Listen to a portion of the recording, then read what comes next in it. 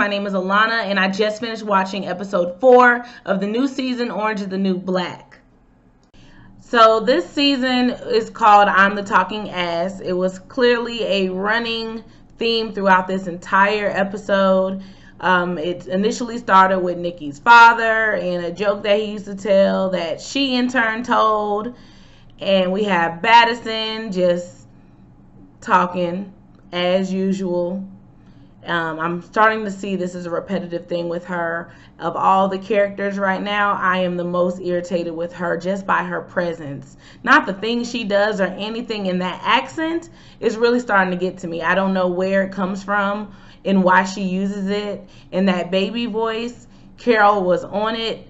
Please just shut that up. It was so irritating. I could not stand I can't stand Madison, you guys. So just to run off some things that happened this episode, we get to see Loose Check. Loose Check is clearly excited about fantasy inmates. And the fact that he's heard and thought it was a rumor and this is just the best thing to ever happen with him, I just really want to see what this is now. We got some hints about it. Basically, they do a draft, and I guess they tally it up by bruises and fighting and things that just happen within the prison. I just hope they not, well, I'm sure they probably are going to be creating trouble or creating these situations. So I have no idea how this is going to turn out. It might turn into Luke Cage Fight Club. Who knows? So Loose Check is fully involved, fully engaged, fully ready, and denying that he even really knows the inmates from Litchfield from up top on the hill. Maria, we find out that she is being moved to D Block. And we also find out that she got 10 years on her sentence for being a riot organizer.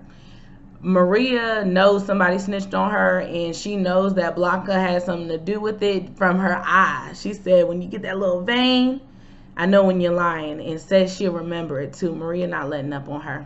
She's not going to let up on her. And I feel bad for Blanca because she might have done this for nothing. They're holding her back for something that don't even have to do with the riot. And we don't even know what that is. But I really hope she gets out because Diablo is so sweet. Pennsatucky. So Pennsatucky is out having the time of her life, you guys. Her and Dixon and whatever her boyfriend's name is, I can't remember his name. Them and their weird relationship. Oh my gosh. So they went to a carnival. She got a bear. She named it Little Dix after Dixon.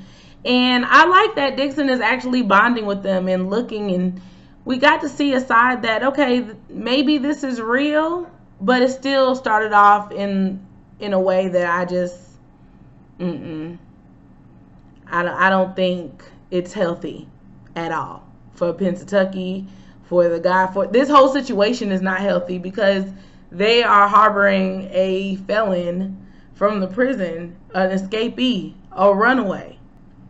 So I don't know how this is going to turn out, but I like Dixon and I love that he stood up for them, even though they weren't, but I appreciate the advocacy. So we'll just roll with it. And then the punch to the face was well deserved. So kudos to you, sir. I really want to see what happens with Pennsatucky down the line because it can't just be puppies and rainbows and carnivals and theme parks forever. They're going to have to go home and realize that, oh my gosh, she's escaped from prison. What do we do next? I was really proud of Aleda this episode. We got to see her actually looking for a job, even though that didn't end well, but she's not shooting down opportunities. So now she's selling weight supplements.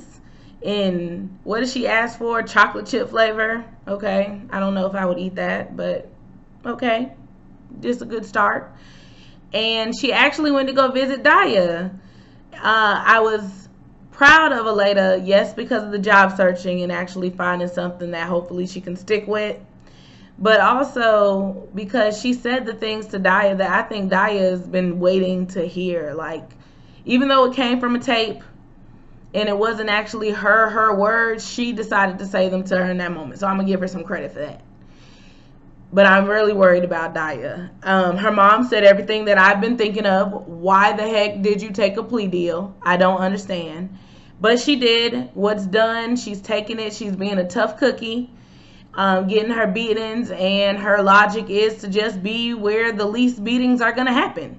So I guess she's won in her situation, but she's also taking oxy. And now, I should have realized it before. That might have just been me. But clearly, I mean, I know something's wrong with the blondie. She's strung out or whatever. But the fact that daddy is probably purposefully feeding them oxy and drugging them girls, that part is sad to me. And I really hope Daya doesn't get to this point, because it seems like it's just part of their master plan. Get them doped up so you can get more clients, get more stuff. They running it through D Block. What did Barbara and Carol say the rules were? C Block gets smoke and gets weed and tobacco or something, and D Block gets the heavy stuff. Like, it probably switched up by now. Who knows? Or this could all be Daddy's plan to get Daya under her wing, and I don't want to see this at all. I want Daya to remain strong. She's already lost everything that she can lose. Just tough through and just know that you need to adapt. And taking oxy ain't going to help.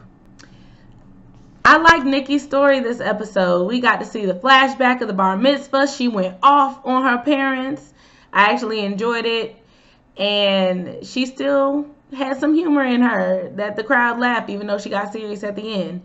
And her parents didn't even take it into consideration, which means you know that Nikki's right now, because you guys talked about how much she humiliated you instead of listening to what the girl is telling you.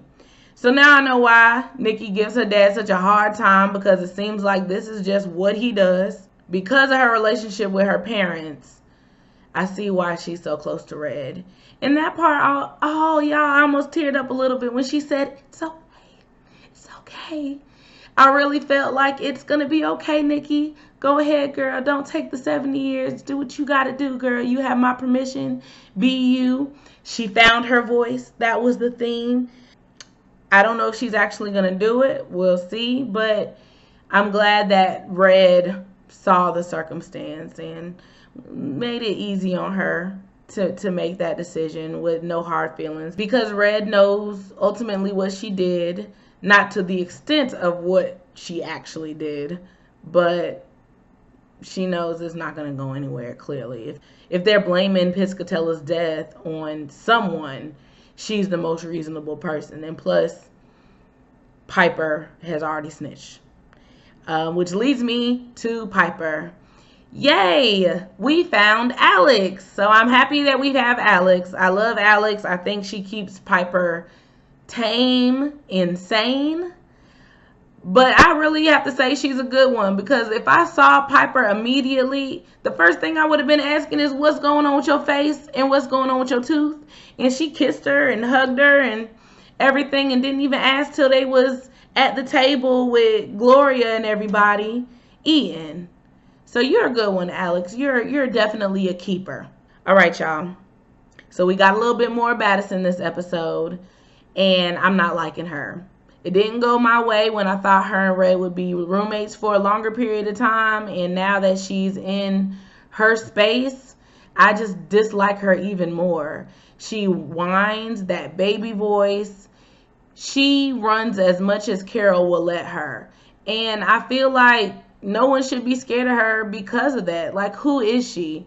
I need to see what makes Madison bad, because right now she's just annoying and irritating, and she has these fools following behind her willing to do things, but I feel like it's really not off her strength. It's just them latching on to who they think is strong, because Carol probably give her enough leeway to work around, move around, and clearly she's not pleasing Carol with what she's supposed to be valuable for. So I don't know what's going to happen to Madison. I really hope this turns on her and she realizes who she about to mess with, because sitting in your bed looking at someone while they sleeping is not a good start, man. Last but not least, you guys, poor Tasty. So Tasty has found out that Piscatella is dead, and at the same time has found out that she should take a plea deal for life because she's killed Piscatella. And she did not kill Piscatella, and there's nothing she can say about it. And her lawyer sucks. she either sucks or she's just not up for a challenge. Like, listen to your client. You're working from a PR perspective. We don't care that they're trying to silence us down. We don't care that they're trying to pull all this evidence and they're saying they don't even need her testimony. There are things you can do to make them take it, right? I mean, I would hope so. And her lawyers just, why didn't Tasty call a lawyer? Hopefully, because she was able to speak to Caputo, I would think that maybe he could help her out in some way. I really, really hope so. Because Caputo, I still feel like you're one of the good guys, sir. You, even without your mustache, okay? Even without it. Be a good guy. Be a hero. So I need him to save Tasty. That was my recap for episode 4 of Orange is the New Black, the new season. You guys just check out for episode 5 coming soon. And thank you for watching. Please subscribe. Also, you can go to my Facebook page at ScreenQueen Reviews and definitely leave a comment there. Let me know any suggestions for what you want me to watch next as well.